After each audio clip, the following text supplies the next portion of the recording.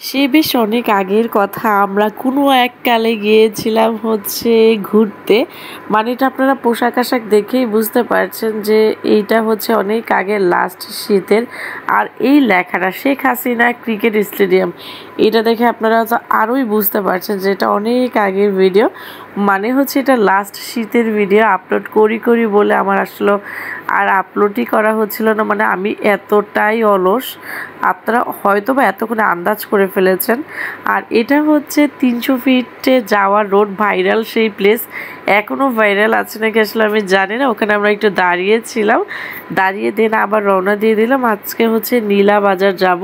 নীলা বাজার যাওয়ার পথেই হচ্ছে আপনাদের এই বাজারটা পড়বে। এখানে হচ্ছে কৃষকরা হচ্ছে তারা যে ফসলগুলো ফলায় সেইগুলোই হচ্ছে এখানে এনে বিক্রি করে আসলে।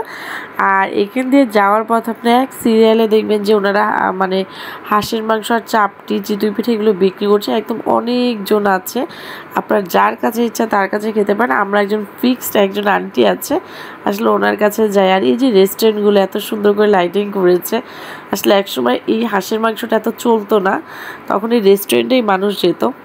আর এখন এটা খাওয়ার জন্যই, মানে চাপটি, চিতই পিঠে এগুলো খাওয়ার জন্যই মানুষ এখানে আসে মূলত। আমরাও এসেছি আসলে এটা খাওয়ার জন্যই। এখানে একদম গরম গরম আপনাকে চাপটি, চিতই পিঠা ভেজে দিবে, হাঁসের মাংস দিয়ে আপনি খেতে পারবেন।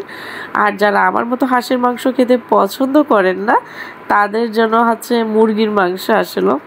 তো এখানে একদম স্পাইসি করে হাঁসের মাংসটা রান্না করা হয়, মানে দেখেই লোভ লাগবে। আমি একটু এটা ঝোল দিয়ে একটু খেয়েছিলাম, আমি যেহেতু মানে হাঁসের মাংস খুব একটা পছন্দ করি না। আর আমাদের সোহেল হচ্ছে হাঁসের মাংস লাভার, সে খুব হাঁসের মাংস পছন্দ করে। তো আর আমি হচ্ছে একটু চিতই পিঠা বেশি ভালো মানে পছন্দ করি, যে মুরগির মাংস বা হাঁসের মাংস যাই দিয়ে খাই না কেন, যে মানে মুরগির মাংসটা দিয়ে খেয়েছিলাম আমি। আর এখানে একটু ট্রাই করছিলাম হাঁসের মাংসটা দিয়ে যে খেতে কেমন, খুব স্পাইসি আর খুবই টেস্টি। মানে এখানে আসলে শীতের দিনে যাওয়াটাই বেশি বেটার গরমের দিনের চেয়ে। আর আমার বাবা হচ্ছে যে টুকটুক করে হাঁটছে অন্ধকারে একটা লাঠি নিয়ে, মানে মুরগির বাচ্চা সে হচ্ছে তাড়া করছিল। মাশাআল্লাহ। আবার এই তো আর হচ্ছে খাওয়া দাওয়া শেষ করে ভরপুর যেহেতু খাওয়া দাওয়া করেছি, এখন হচ্ছে একটু চা না খেলে আসলে জমেই না ব্যাপারটা।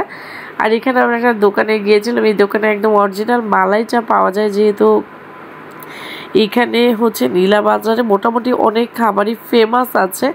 আপনারা যারা ঢাকার আশেপাশে আছেন আসলে অ্যাকচুয়ালি আমি বলবো একবার হলেও সেখানে গিয়ে এই খাবারগুলো ট্রাই করার জন্য। আর বলতে বলতে আমাদের গরম গরম একদম মালাই চা চলে এসেছে। আমি আর সোহেল তো মালাই চা নিয়ে একদম সামনে চলে গেলাম, কারণ হচ্ছে শায়ন টুকটুক করে হাঁটছিল। এই তো আমার শায়ন বাবা, মাশাআল্লাহ।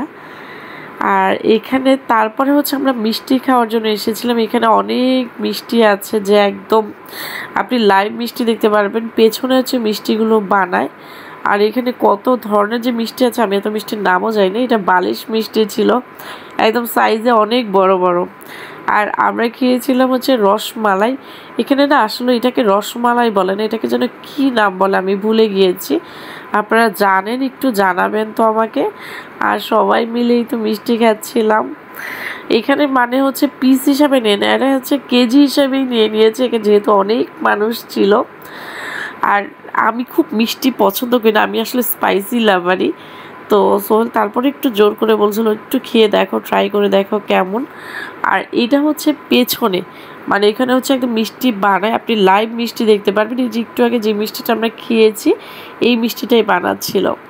দেন হচ্ছে খাওয়া দাওয়া শেষ করে এখন তো আমাদের চলে যাওয়ার পালা, চলে যেতে হবে। আমি ফাইনালি ব্লগটা আপলোড করতে পেরেছি, এটাই আলহামদুলিল্লাহ। আমি আশা করছি যে এখন থেকে রেগুলার ব্লগ আপলোড করবো, তাহলে আর এইরকম ব্লগগুলো জমে যায় না, আর আমার ফোনের স্পেসটা ফুল হয়ে যায় আসলে।